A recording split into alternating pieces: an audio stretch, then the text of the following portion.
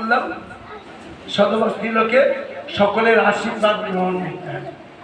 কে করেছিল বলুন তো? সব ভাইকে দিয়েছিলেন, তবে তার স্বামীকে ফিরে পেয়েছিল।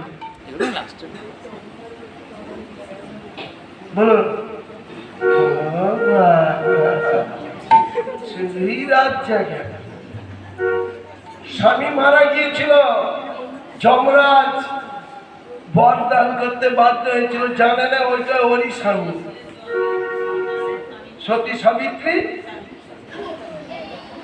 বলেছিল যে নিজে সিঁদুর পরে তারপরে দেখে একজন যাচ্ছে, তাকেও সিঁদুর দিয়েছে, যে যায় তাকেই সিঁদুর দিয়েছে সাবিত্রী।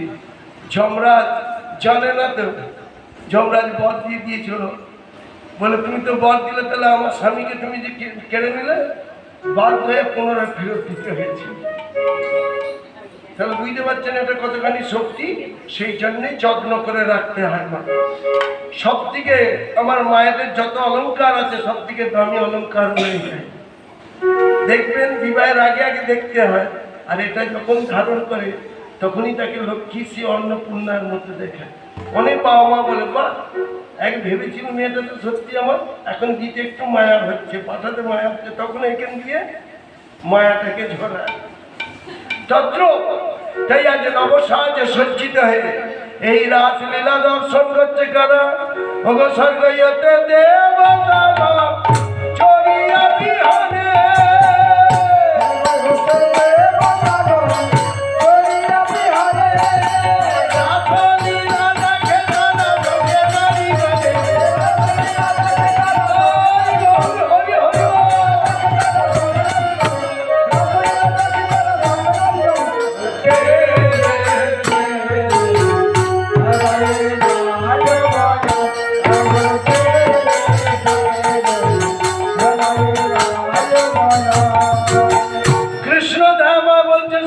একসঙ্গে নৃত্য করছি, ধরা যাচ্ছে না কে কেমন নাচছে, কে কেমন নৃত্য করছে।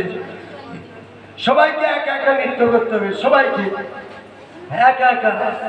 ব্রজগোপীগণ বলছে আমরা তো নারী, তুমি হলে পুরুষ, তো তুমি আগে নৃত্য করো। তোমার নৃত্য দেখে যদি আমাদের ভালো লাগে, কথা দিচ্ছি রাজমঞ্চে নৃত্য করবো।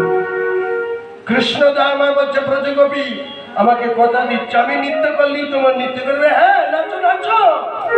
হে দল নাগর চাঁদা ভালো নাচি জমন রঙ্গে, হে দল নাগর চাঁদা ভালো নাচি জমন রঙ্গে,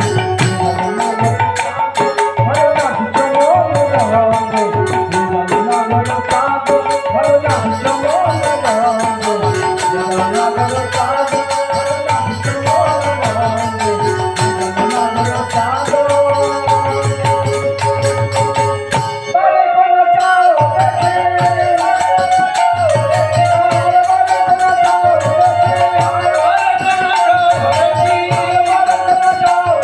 নাগর চাঁদা।